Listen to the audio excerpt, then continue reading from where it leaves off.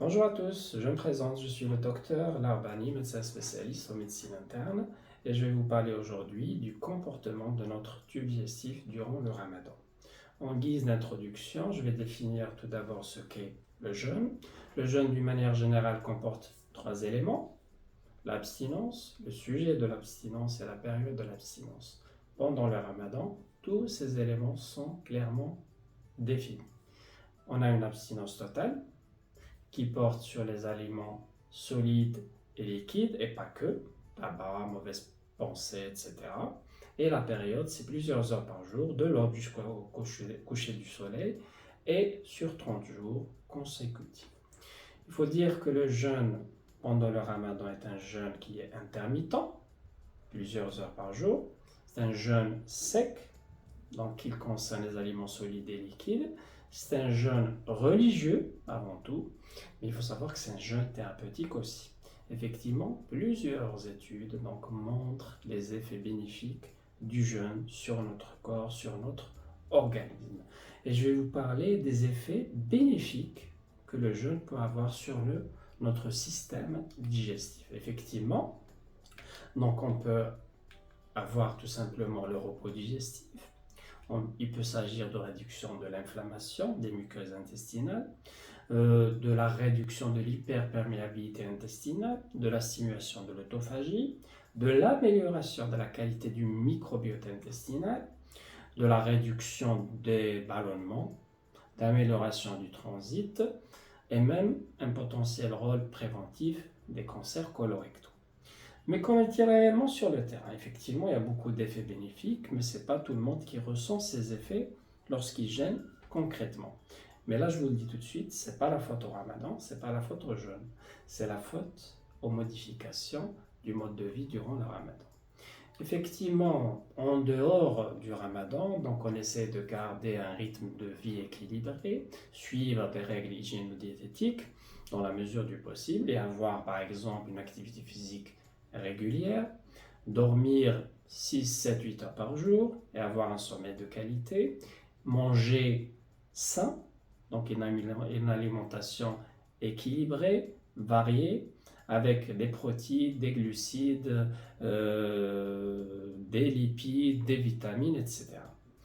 Durant le ramadan, c'est vrai que le changement s'impose de lui-même, mais le changement, des fois, se fait dans l'exagération, dans l'outrance. Effectivement, durant le ramadan, la plupart des gens se retrouvent donc à amplifier, à aggraver, c'est-à-dire ce mode de vie.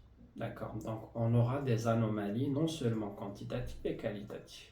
Par exemple, concernant l'activité physique, la plupart des personnes vont réduire l'activité physique, qui est très très excellente pour l'organisme, pour le corps, et il y en a même qui vont supprimer totalement l'activité physique durant le ramadan. Il y a aussi l'alimentation. Donc c'est le point clé. Effectivement, durant le ramadan, on mange beaucoup, trop rapidement, on ne prend pas le temps de mastiquer et on peut le dire, on mange des fois n'importe quoi. Une alimentation trop grasse, trop riche, donc en glucides, des sodas, des excitants, des diurétiques, comme par exemple le café, le thé, etc.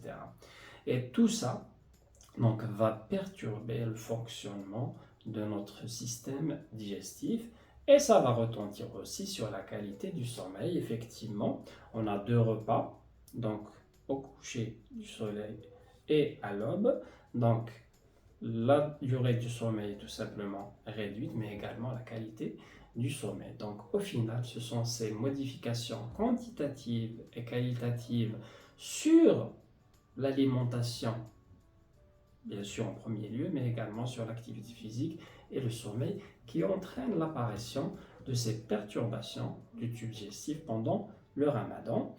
Parmi les perturbations qu'on peut citer durant le ramadan, on a par exemple le pyrosis, tout simplement. Donc c'est la brûlure rétrosternale, donc au milieu du thorax qui part de l'estomac, donc en épigastrique et qui remonte jusqu'à la bouche par exemple, ce qu'on appelle la remontée acide.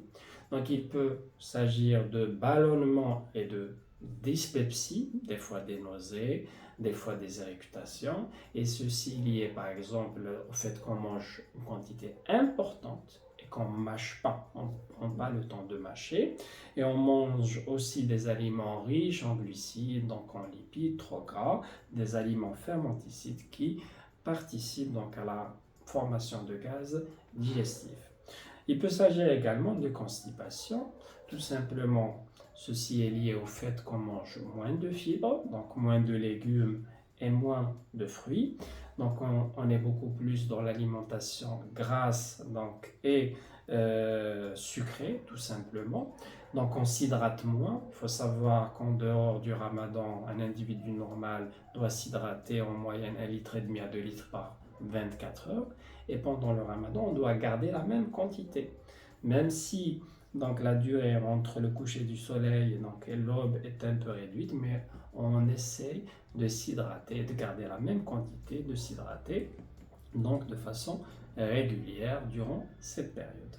Donc on a cette constipation, et qui dit constipation peut dire donc des crises hémorroïdaires qui va avec. Qu'est-ce qu'on peut également voir durant le ramadan? Des coliques hépatiques, ce sont des douleurs du foie, on va dire, de l'hypocondre droit. Donc ce sont des douleurs liées à des calculs dans la vésicule biliaire, la lithiase vésiculaire, et ceci est lié donc au fait qu'on mange copieusement, et des aliments trop gras. Donc, il peut s'agir de lithiase vésiculaire déjà connue ou bien méconnue, révélée justement par le jeûne, pas forcément par le jeûne lui-même, mais comme je vous l'ai dit, par des repas plutôt copieux et trop gras. Et voilà globalement ce qui se passe durant le ramadan, comment se comporte notre tube digestif. Donc je voulais vous parler de ça durant cette première partie. Prochainement, je vais vous parler des règles hygiéno-diététiques à suivre pendant le ramadan afin de ne pas ressentir ces effets gênants et profiter pleinement des effets bénéfiques, des vertus thérapeutiques du jeûne durant le ramadan. Et je vous remercie.